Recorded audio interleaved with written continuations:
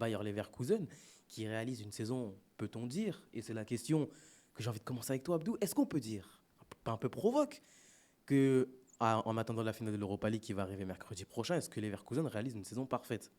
Bah oui, s'ils sont invaincus, ils sont encore en lice pour faire un merveilleux triplé. Eux, ils sont vraiment invincibles, hein. C'est une question qu'on reviendra à la fin. C'est la dernière question Non, provoque. parce que tu vois, moi, quand tu me parles, quand tu me vends les invincibles, je m'attends à ce que tu ne perdes pas tout court. Pas que tu perdes 2-1 à domicile contre Chelsea en Champions League, mais ça, c'est un détail. Tu vois. Merci Gareth Barry. Ouais, mais non, pour moi, Leverkusen ils font la saison parfaite. Bon, si t'es tatillon, tu peux te dire que sur certains matchs, ils auraient dû les tuer beaucoup plus vite. Je pense à la Roma, typiquement au retour. Enfin, tu arraches le 2-2, on se dit encore, ils font le coup. Mais dans les faits, ils auraient peut-être dû mener 2-1 à la mi-temps, tu vois. Donc, il y a encore, c'est ça qui est aussi effrayant avec ce Leverkusen-là, c'est que dans le contenu, ils sont vraiment pertinents. Ils sont très très bons dans ce qu'ils proposent. Ils sont généreux dans leurs efforts. Et il y a encore une marge de progression assez énorme. Effrayant. C'est-à-dire que s'ils arrivent vraiment à. Faut voir, peut-être qu'au mercato aussi, ils vont se renforcer aussi. Il faut voir s'il n'y aura pas trop une fuite de talent ici et là. Va rester. Parce que forcément ça, je pense que Leverkusen va attirer pas mal les convoitises, surtout certaines individualités. Mais si tu arrives à aller dénicher un tueur ou une doublure en sortie de banc, tu sais que le mec, c'est un tueur à gages. Ou un gros milieu de terrain.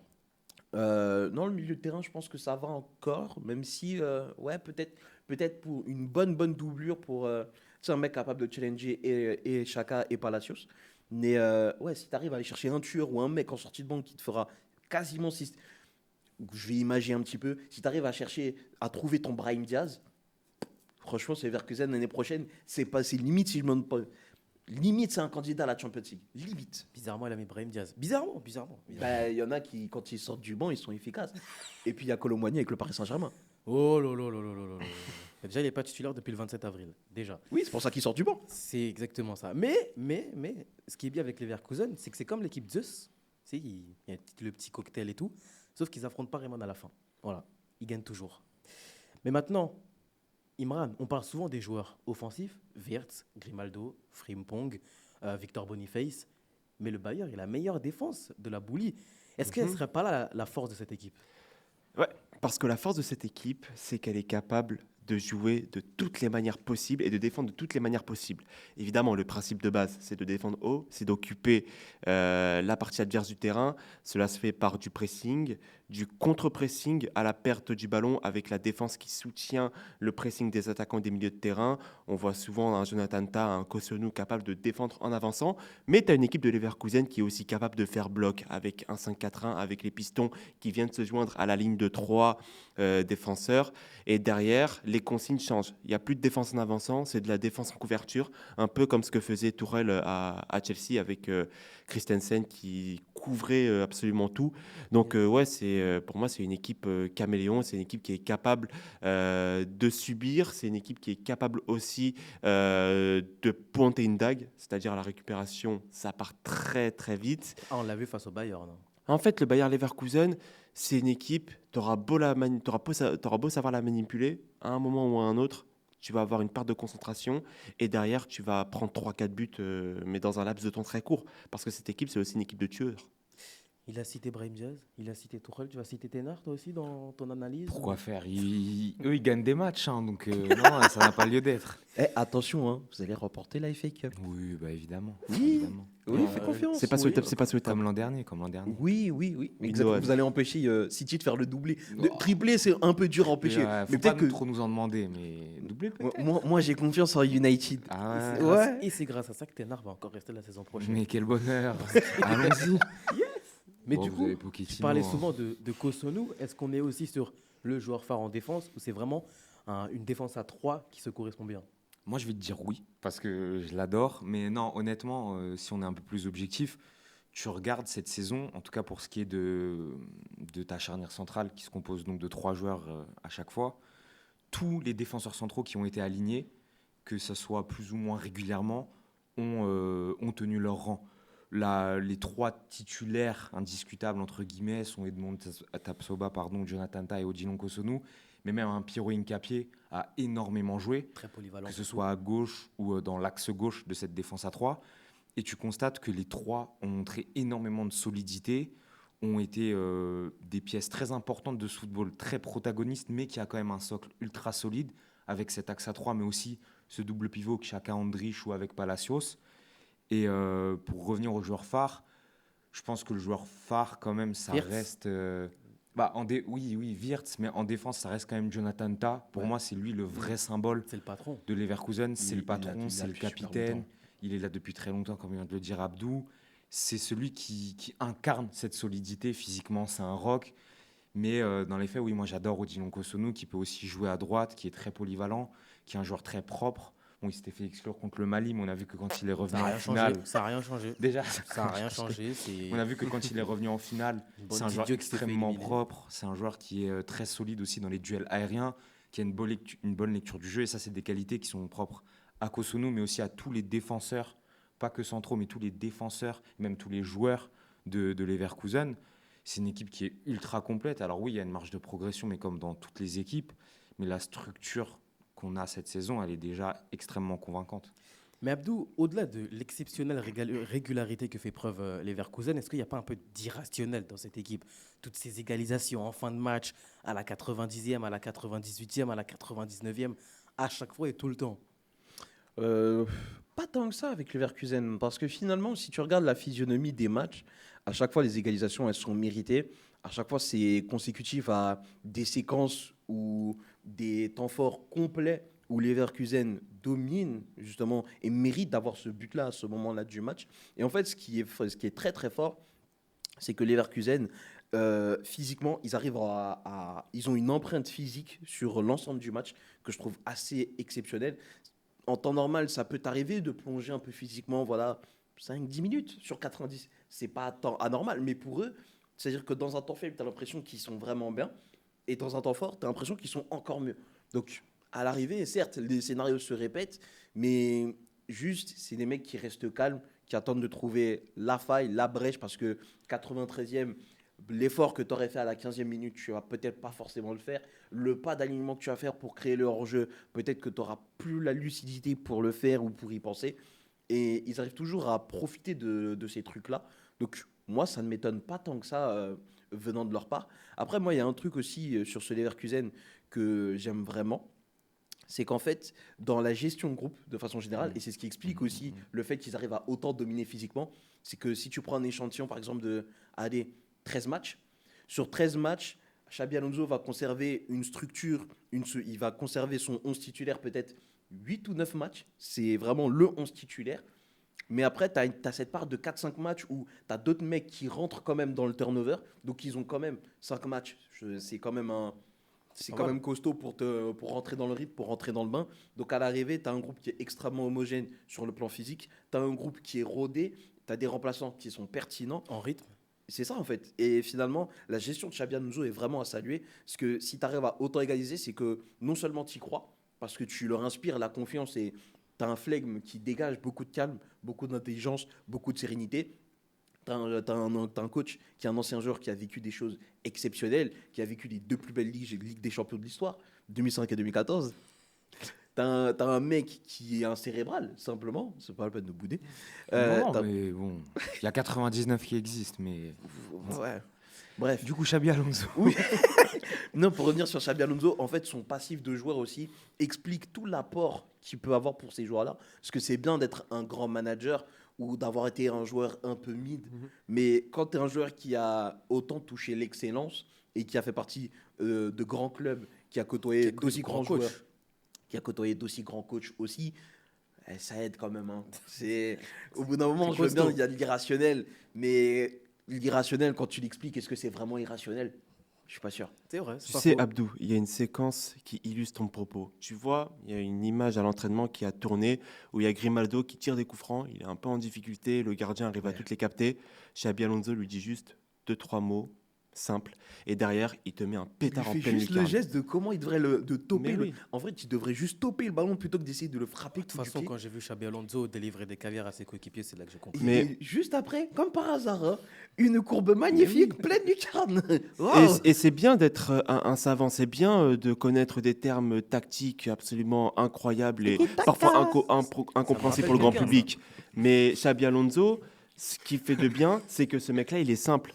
Il parle sans filtre. Il laisse son groupe. Mais justement, en par rapport à Xabi Alonso, pour qu'on poursuive le débat, il est champion d'Allemagne. Il sera potentiellement champion d'Europe à la fin de la saison si jamais il gagne face à l'Atalanta Bergame. S'il venait à rester plusieurs saisons à Leverkusen, ou que même s'il venait à partir la saison d'après, en 2025, est-ce qu'on n'aurait pas là quelqu'un qui va bâtir quelque chose de solide avec le Bayer Leverkusen pour avoir cette fois-ci un concurrent fort au Bayern Munich? Ou si jamais il venait à rester plusieurs saisons, on n'aurait peut-être pas une legacy avec le Bayer. Créer un gros club en Allemagne, une alternative au Bayern, c'est extrêmement compliqué parce que le Bayern a presque la main sur le championnat dans le sens où la plupart des pépites vont au Bayern. Wirtz. Quand tu es formé au Bayern, Wirtz exactement, mais quand tu es formé dans un club allemand, ton objectif avant tout, c'est d'aller au Bayern Munich. Et on a vu ça plein de fois, et je pense que le Bayern pourra attirer et être toujours attractif. Donc pour moi, ça risque d'être assez compliqué, sachant aussi que La Xabi donne ne peut Alonso pas a des... changer. Moi, je pense que ça la peut donne ne changer pourrait parce pas que changer. Ça reste, Ouais, mais ça si reste Alonso compliqué. reste, quand tu vois comment il peut faire progresser des joueurs, et par rapport à ce que disait Abdou sur la gestion, je suis totalement d'accord. Là, j'ai pris des petites notes sur un petit peu qui jouait, qui était titulaire, les stats, etc. Mhm. Tu constates que tu as le 11 de départ avec plus ou moins toujours les mêmes têtes, mais à côté, tu as plein de soi-disant remplaçants qui jouent énormément, qui sont extrêmement décisifs. On a parlé des défenseurs, mais tu as les milieux de terrain. Jonas Hoffmann qui a quand même joué 44 matchs cette saison. Palacios qui a joué, il a joué 34 matchs, qui est impliqué sur 12 buts. Même des Nathan Tella, des Amin Adli. On attaque un Patrick Schick qui est quasiment à une quinzaine de buts, je crois. Ouais. Ça attire, malgré tout. Même évidemment, le Bayern a un poids et un prestige que tu peux pas comparer. Face à celui ce de poids, oui, Leverkusen. malheureusement, tu peux pas lutter Mais parce que si le Bayern Alonso aura reste toujours et que de quoi t'arrives rebondir. à conserver une structure, je pense que ça peut faire la différence sur 2-3 saisons.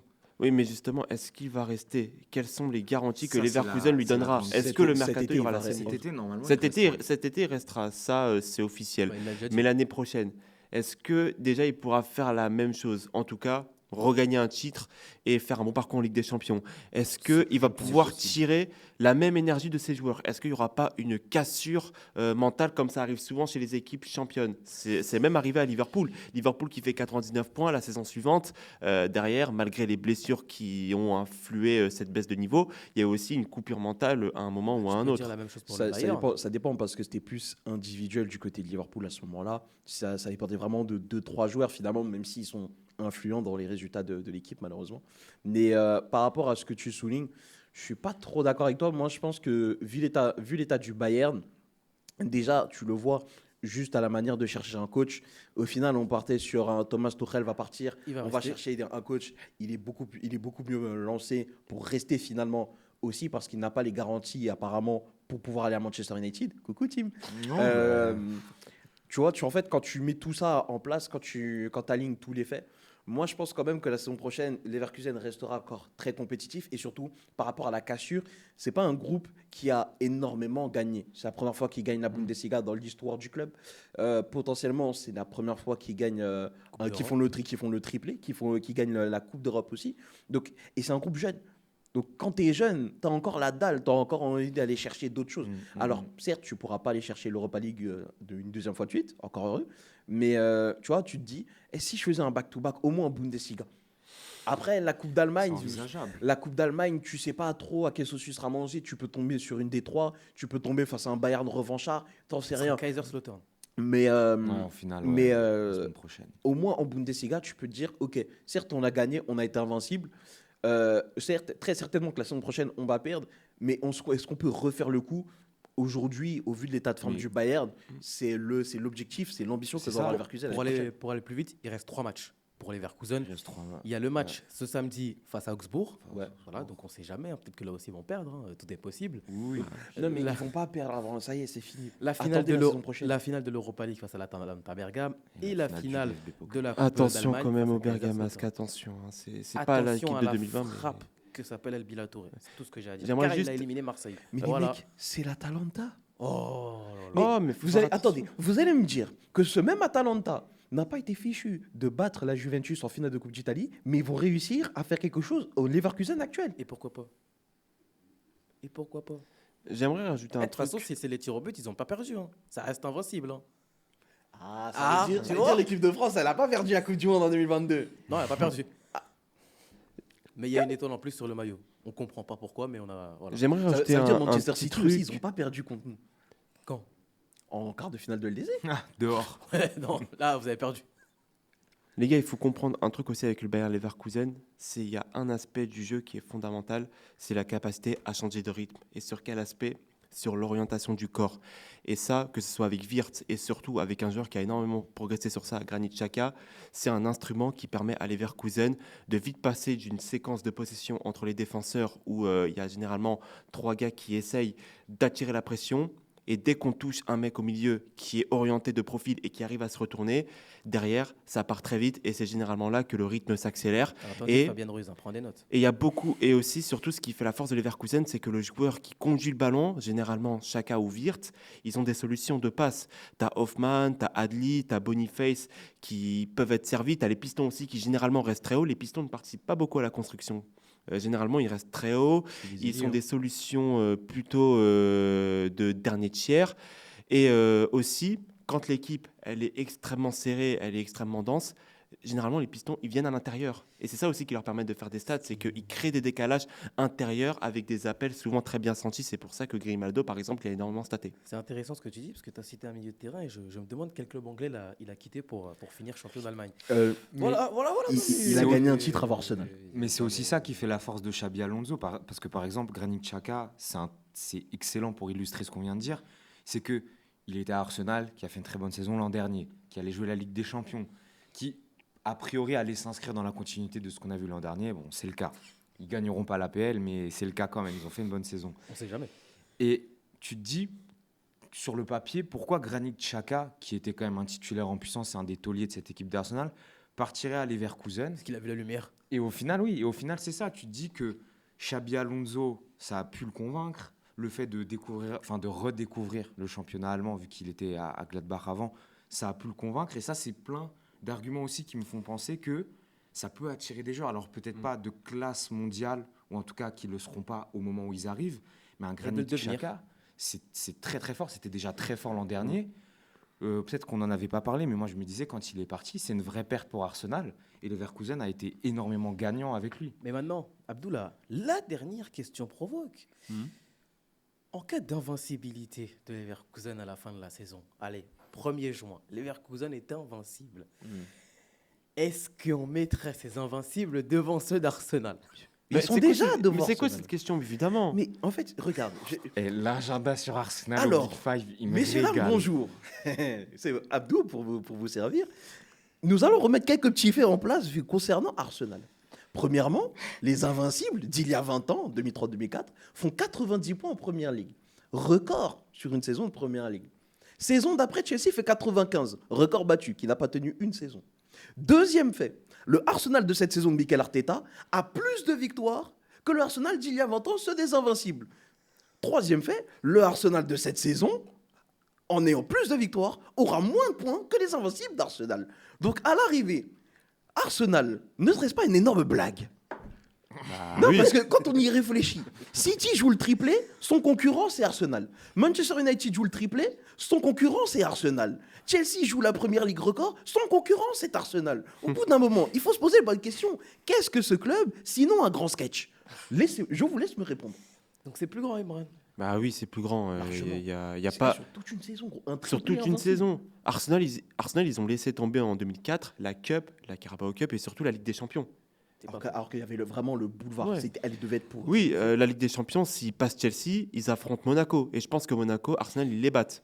Donc ouais, le c'est- gros boulevard, c'est même pas- c'est même un c'est- joke pour moi, la Ligue des C'est Champions même, 2004. pas, je pense. C'est qu'en fait, tu vois que le Bayern ne passe pas, que le Real ne passe pas. Il y avait tous les gros qui ont sauté un à un Il y dès avait les caps. Deportivo. L'AC Milan n'est pas Il y passé. avait Deportivo, Porto, Monaco. Ouais, Et United, Chelsea. United Et ne Chelsea. passe pas. Et C'était l'année ou jamais pour faire. Ils auraient pu faire invincible et Quadruplé. doubler. Non, pas quadruplé. Mais ils auraient pu faire comme ce qu'a failli faire Liverpool en 2019, Ah, c'est-à-dire mais non. un doublé PL en étant invincible et Champions League. Ça aurait été fort. Mais ils l'ont pas fait. Ouais, mais ils n'ont pas ce juice.